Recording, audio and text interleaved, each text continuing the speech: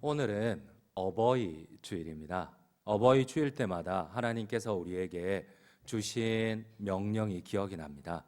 바로 내 부모를 공경하라. 그리하면 너의 하나님 여호와께서 너희에게 준 땅에서 너희 생명이 길고 복을 받으리라. 우리 함께 출애굽기 20장 12절을 함께 읽도록 하겠습니다.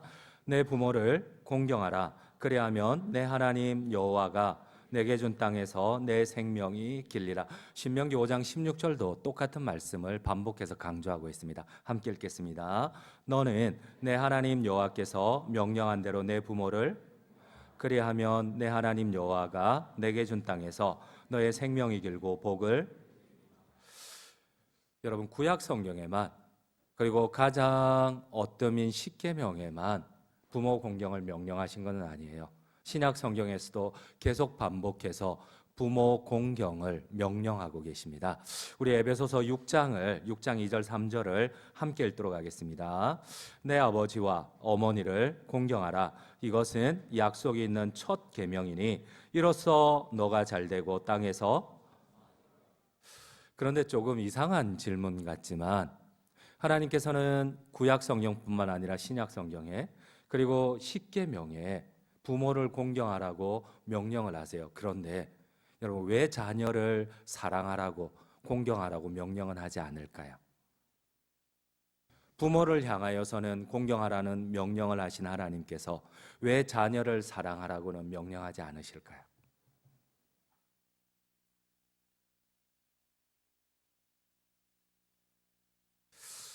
그렇습니다. 하나님께서 굳이 자녀 사랑을 명령하지 않아도 우리는 본성적으로 너무나 자녀를 사랑하게 되어 있어요. 시키지 않아도 자녀 사랑은 너무 자연스러워요. 그런데 여러분, 아무리 시켜도 부모 공경은, 우리의 제약된 본성은 부모를 공경하지 않아요. 우리의 제약된 본성은 자연스럽게 부모를 거역하게 되어 있습니다. 다시 한번 여쭙겠습니다. 여러분, 왜 하나님께서 신구약 성경에 반복해서 부모 공경은 명령하되 자녀 사랑은 명령하지 않을까요? 심지어 십계명에서도 이 하나님과의 관계인 1에서 400계명 외에 5에서 10계명인 이 사랑과의 관계에서 어뜸인 5계명에 제일 먼저 부모 사랑을, 부모 공경을 명령을 하실까요? 그렇습니다. 우리는 본성적으로 부모를 거역하게 되어 있어요. 어느 마을에 불효막심한 아들이 있었어요. 부모님의 말을 거역하는 것은 둘째치고 심지어 부모님에게 폭행을 가할 정도로 불효막심한 아들입니다. 근데 아이러니한 거는 그 아버지가 손주를 너무나 끔찍히 사랑을 하는 겁니다. 이해가 되지 않아요. 동네 사람들이, 아니, 아들이 그렇게 부모를 못 살게 구는데 이 할아버지가 손주를 너무 끔찍히 사랑을 하는 거예요. 배알도 없냐 당신은? 어떻게 손주를 그렇게 사랑할 수가 있느냐? 그러니까 이 할아버지가 이웃 사람들에게 이렇게 대답을 해요. 이 손주는 나중에 크면 당연히 지 아버지와 똑같이 닮아서 내 복수를 해줄 사랑스러운 아이요. 이렇게 대답을 했다고 합니다. 여러분, 그 아이도 자라면 반드시 아버지를 닮아 그 아버지에게 불효할 것 같아요. 왜 하나님께서는 어뜸인 십계명에 부모를 공경하라고 하셨을까요? 그렇습니다. 여러분, 자녀 사랑은 시키지 않아도 자연스럽지만 부모 공경은 시켜도 제약된 본성으로 쉽지 않아요. 그래서 하나님께서는 어쩌면 이러한 우리의 본성적인 제약된 본성을 두고 하나님은 제일 먼저 내 부모를 공경하라고 명령하신 것 같아요. 그래서인지 세계적인 신학자 한스 요하임 크라우스는 이러한 제약된 우리의 본성을 고려를 해서 5계명을 이렇게 다시 해석을 했어요.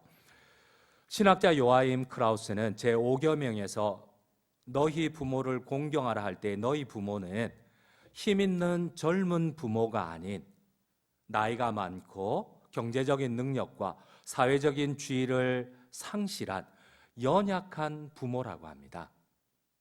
이 말이 이해가 되세요? 여러분, 5계명에 나오는 부모는 저도 부모이지만은 5계명에 나오는 그 부모에는 제가 해당이 안 된다고 해요. 왜냐하면 저는 아직 젊고 힘이 있어요.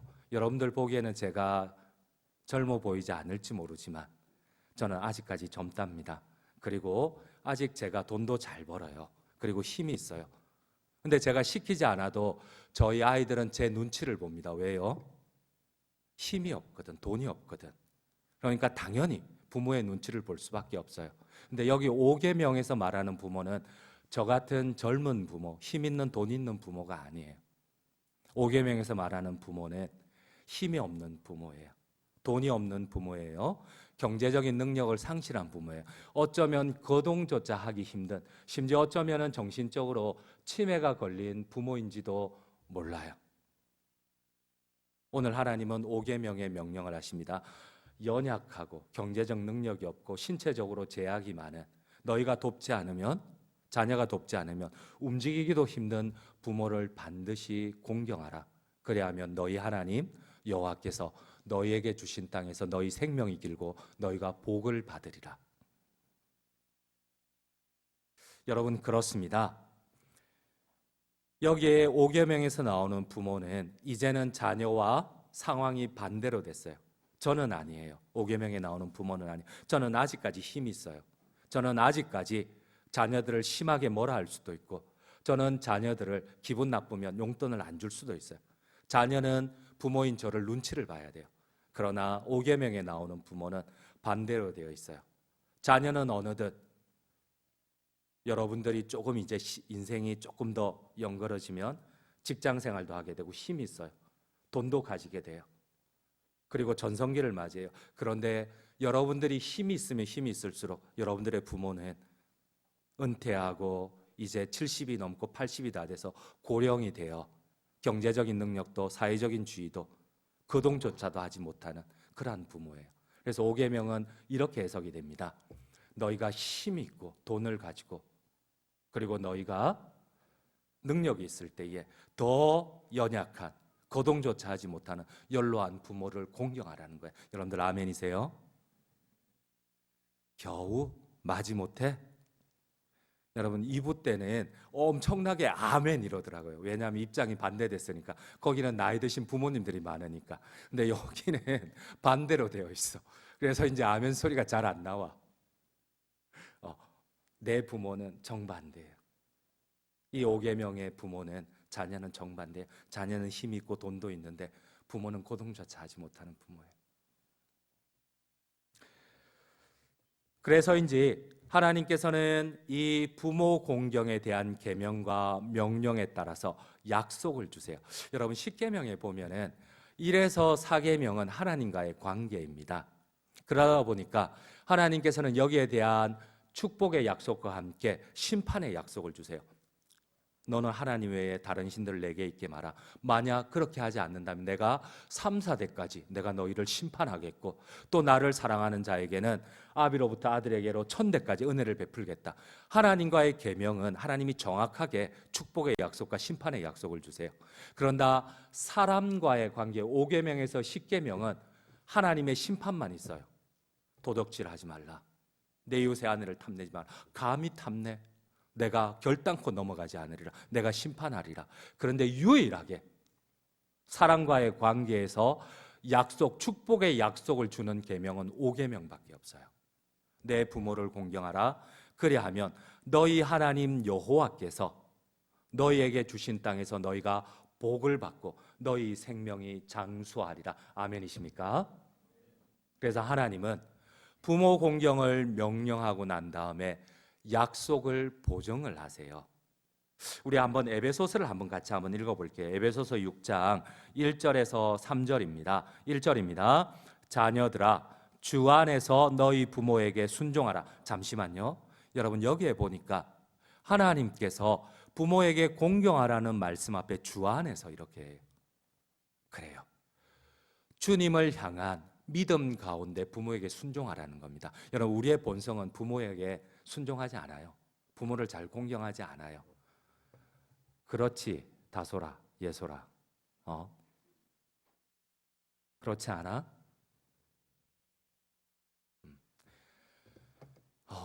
그래요, 여러분들. 마음을 가라앉히고. 그런데 여러분, 농담이고 주 안에서, 믿음 안에서 여러분, 하나님을 향한 믿음이 없으면 부모를 공경할 수가 없어요. 우리는 본성적으로 부모를 거역하게 되어 있어요.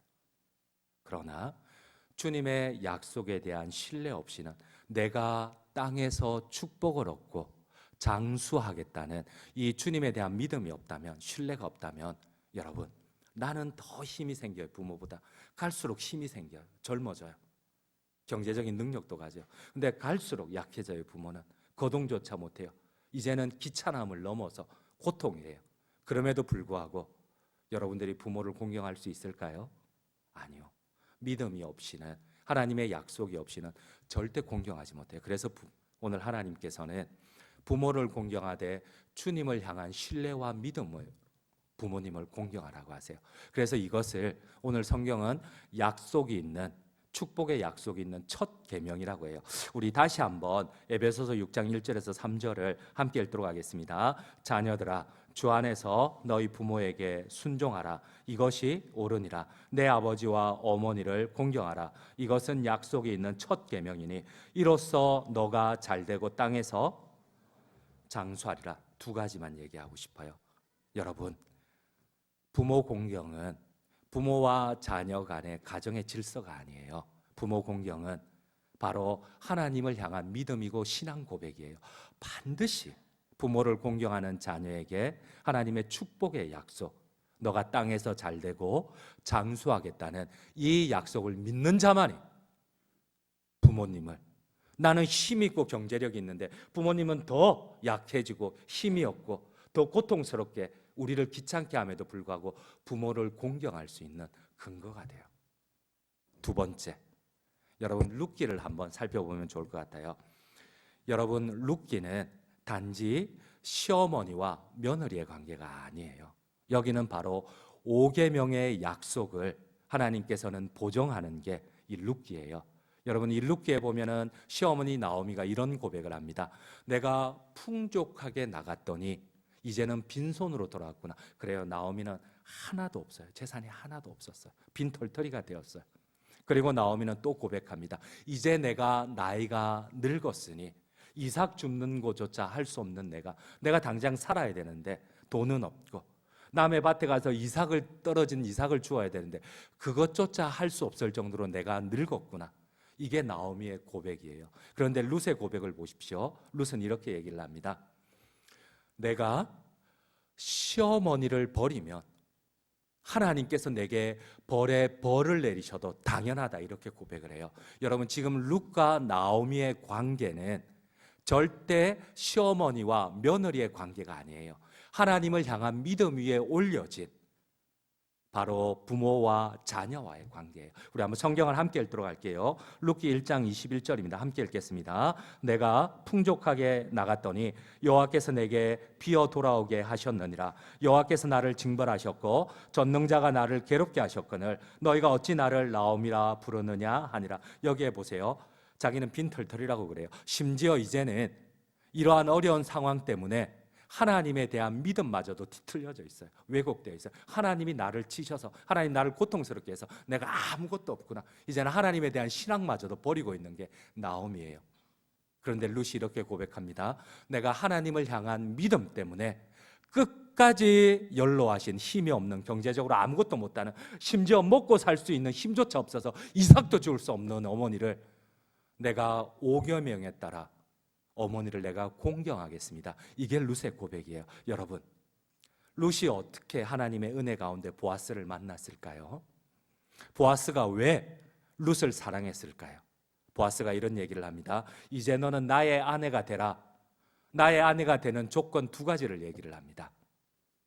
그 두 가지를 얘기를 하고 그 룻을 자기 아내로 맞아들여요. 여러분, 그들은 가장 약자들입니다. 사회적으로. 룻과 나오미는 아무것도 가진 게 없어요. 이삭을 줍지 못한다면 굶어 죽을 수밖에 없어요. 그러면 봄, 여름, 가을은 그렇다 치더라도, 물론 이스라엘은 우기와 건기로 나뉘는데, 그러면 우기 때인 겨울에는 이삭을 못 줍고 죽을 수밖에 없는 정말 사회적인 약자예요. 그런데 그 동네에서 가장 유력한 자, 가장 명예로운 자, 가장 부유한 자, 보아스의 아내가 돼요. 여러분, 그 보아스가 왜 룻을 맞이하는지 다음과 같이 얘기를 합니다. 우리 함께 성경을 읽도록 하겠습니다. 룻기 2장 11절에서 12절입니다. 여러분, 왜 보아스가 룻을 맞이하는지, 그 이면에 어떠한 비밀이 있는지 여러분들 한번 두 가지를 찾아보세요. 함께 읽겠습니다. 룻기 2장 11절입니다. 보아스가 그에게 대답하여 이르되 내 남편이 죽은 후로 너가 시어머니에게 행한 모든 것과 내 부모와 고국을 떠나 전에 알지 못하던 백성에게로 온 일이 내게 분명히 알려졌느니라. 여호와께서 너가 행한 일에 보답하시기를 원하며 이스라엘의 하나님 여호와께서 그의 날개 아래에 보호를 받으러 온 내게 온전한 상 주시기를 원하노라 하는지라. 여러분, 보아스가 룻을 아내로 맞이한 두 가지 조건이 뭐예요? 첫 번째는 너가 시어머니께 어떻게 행하였는지를 내가 들었노라. 그리고 두 번째, 거기에 대한 대가로 하나님이 너에게 내 부모를 공경하라. 그리하면 내가 내게 준 땅에서 내 생명이 길고 너가 복을 누리리라. 이 하나님의 보답이 무엇인지를 너가 기억해라. 그러면 내가 너를 아내로 맞이하겠다는 겁니다. 여러분들 아멘이세요? 반드시 내 부모를 공경하면 하나님의 약속, 땅에서 장수하고 내가 너에게 복을 주시겠다는 이 약속이 이루어짐을 믿으십니까?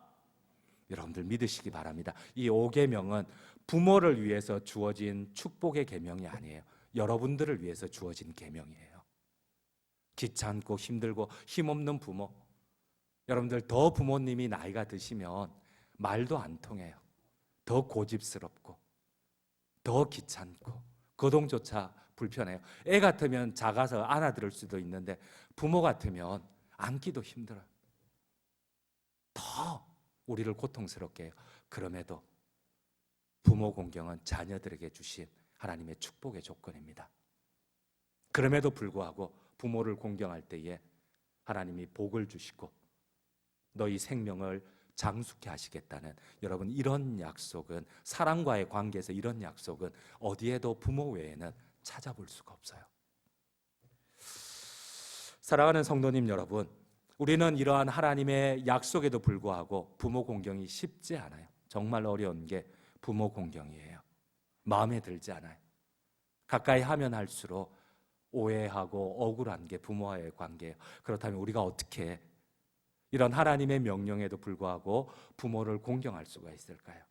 어떻게 부모를 공경할 수가 있을까요?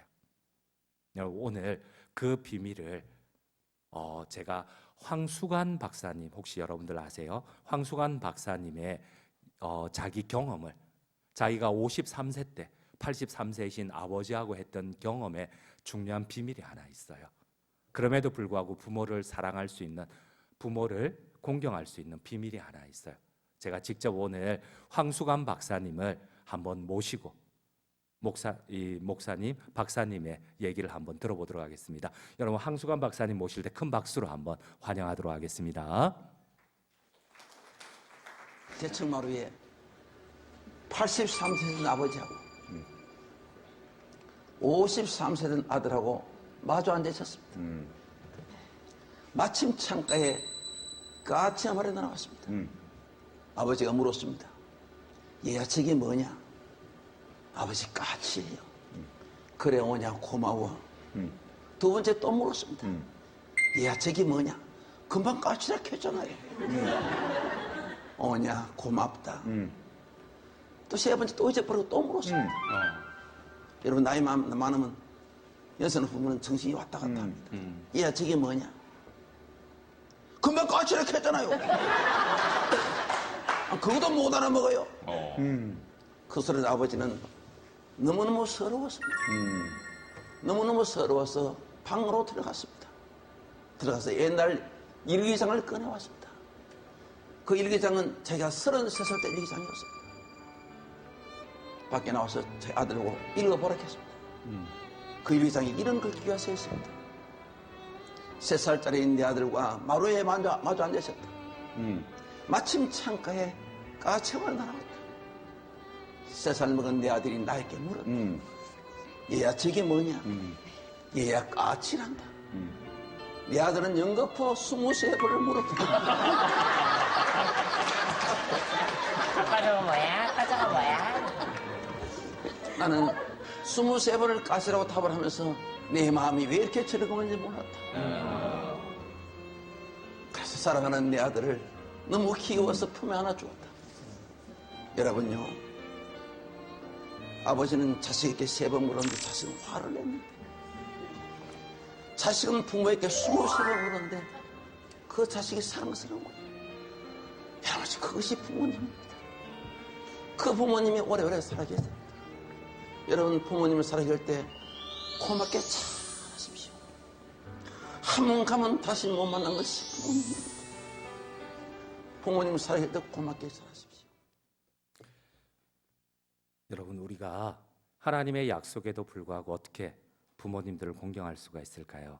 여러분, 혹시 부모님의 사랑을 한번 떠올려 보신 적 있으십니까? 의도적으로 부모님의 사랑을 기억하지 않으면, 의도적으로 여러분들을 향한 부모님의 헌신을, 부모님들의 희생을 기억하지 않으면 여러분들은 쉽게 단 3번도 안 이어서 부모님들을 거역할 수밖에 없어요. 귀찮아할 수밖에 없어요. 그러나 부모님들이 여러분들을 위해서 23번이나 혹은 훨씬 많이 양보하고 사랑스럽게 참으셨다는 것을 기억할 때에만 부모님들을 사랑할 수가 있어요. 그래야 할 때에 이 하나님의 약속, 내가 내게 준 땅에서 너희 생명이 길고 너가 하는 일마다 내가 복을 주리라는 이 하나님의 약속이 우리 청년, 우리 귀하신 성도님들 함께 하시기를 간절히 주님의 이름으로 축원드립니다. 제가 기도할게요.